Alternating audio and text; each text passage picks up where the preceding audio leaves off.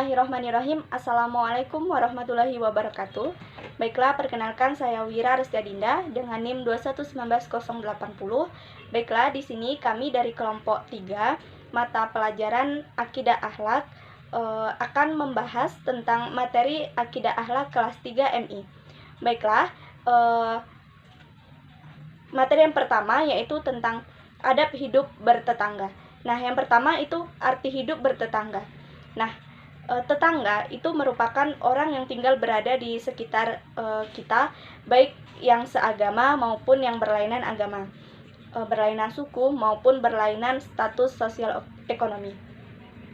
Dengan keragaman suku, agama, dan status sosial, kita tidak boleh membedakan di antara mereka agar dapat terjalin hubungan yang harmonis. Nah, saling menghormati sehingga terbina kerukunan hidup bertetangga yang sesuai dengan yang telah dijelaskan sabda Rasulullah SAW, yang artinya barang siapa beriman kepada Allah dan hari akhir hendaklah memuliakan tetangganya. Hadis riwayat Bukhari dan Muslim. Yang kedua yaitu adab hidup bertetangga.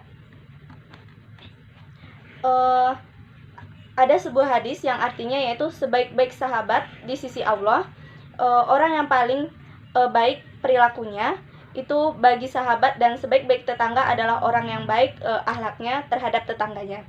Kemudian yang kedua itu ada memberi kenyamanan hidup bertetangga, sebagaimana sabda Rasulullah SAW yang artinya demi Allah tidak beriman. Para sahabat bertanya, apakah mereka wahai Rasulullah? Yaitu orang yang tidak memberikan rasa aman bagi tetangganya dari kejahatan dirinya. Yang ketiga yaitu ada tidak menyakiti tetangga. Yang keempat, tidak menyebarkan rahasia. Kemudian yang kelima, saling menasehati, mengarahkan pada kebaikan, menyerunya pada perbuatan ma'ruf, dan mencegahnya dari kemungkaran. Kemudian yang selanjutnya yaitu saling bersilaturahmi. Yang selanjutnya yaitu menjenguk mereka ketika sakit. Baiklah, itulah penyampaian materi dari saya. Materi selanjutnya akan dilanjutkan oleh rekan saya. Bismillahirrahmanirrahim. Assalamualaikum warahmatullahi wabarakatuh. Baiklah, saya Hastuti dengan NIM 2119084. Saya akan melanjutkan penjelasan materi dari rekan saya sebelumnya. Yang selanjutnya yaitu bagian B, adab terhadap lingkungan. Lingkungan adalah segala sesuatu yang berada di sekitar manusia, baik itu binatang, tumbuh-tumbuhan, maupun benda-benda yang lainnya yang tak bernyawa. Pada dasarnya, akhlak yang diajarkan Al-Quran terhadap lingkungan bersumber dari fungsi manusia dalam kedudukannya sebagai khalifah di muka bumi. Kekhalifahan menuntut adanya hubungan antara manusia dengan sesamanya dan manusia terhadap alam. Setiap manusia dituntut harus mampu memahami kejadian-kejadian yang sedang berjalan atau semua peristiwa yang sedang terjadi. Yang demikian itu akan membentuk pribadi manusia yang bertanggung jawab, sehingga ia tidak melakukan perusakan. Bahkan, dengan kata lain, setiap perusakan terhadap lingkungan harus dinilai sebagai perusakan pada diri sendiri.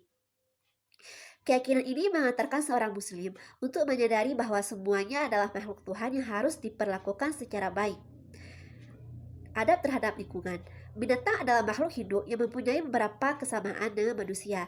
Dalam memenuhi kebutuhan hidupnya, binatang juga memerlukan makan sehari-hari, tempat berlindung yang aman dan nyaman dari berbagai gangguan dan ancaman dari makhluk-makhluk yang lainnya. Lingkungan yang dibutuhkan oleh binatang hampir sama seperti yang dibutuhkan oleh manusia. Mereka juga hidup saling bergantung dan saling membutuhkan antara satu dengan yang lainnya.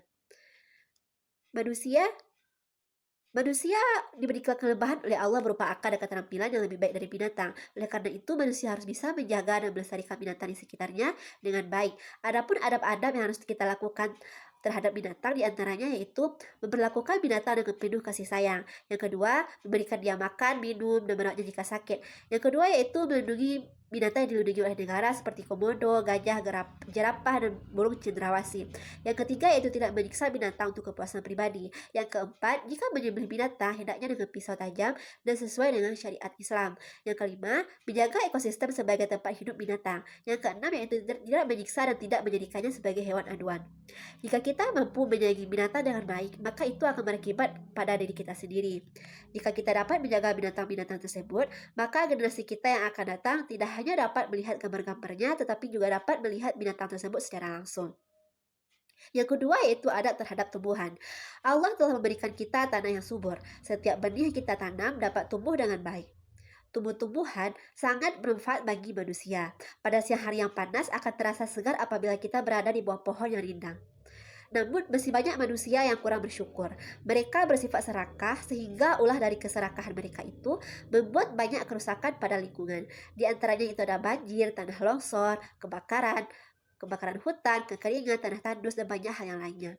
Banyak sekali hal yang dapat kita lakukan untuk selalu menjaga kelestarian alam dan tanaman yang terdapat di sekitar kita. Antara lain adalah menjaga tanaman yang terdapat di rumah kita dengan cara menyiramnya secara teratur.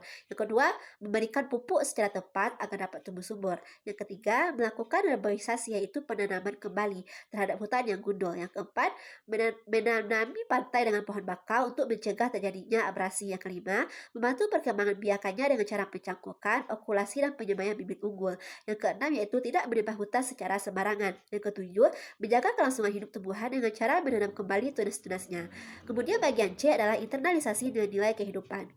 Etika bertetangga yang perlu diperhatikan dan mengandung nilai-nilai di dalam kehidupan diantaranya adalah yang pertama yaitu tolong-menolong, yang kedua memberikan sesuatu kepada tetangga, yang ketiga menjenguk tetangga jika ia sakit, yang keempat ikut berbahagia atas kesuksesan yang diperoleh oleh tetangga, yang kelima yaitu saling memberi nasihat.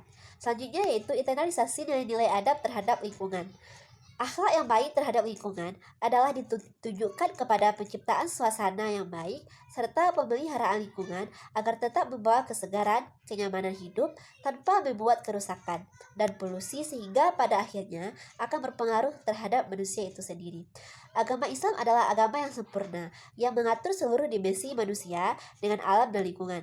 Islam mengajarkan dan menetapkan prinsip-prinsip atau konsep dasar akhlak bagi manusia tentang bagaimana bersikap terhadap alam lingkungannya. Demikian yang dapat saya sampaikan. Jika ada salah saya mohon maaf. Saya akhiri dengan wassalamualaikum warahmatullahi wabarakatuh.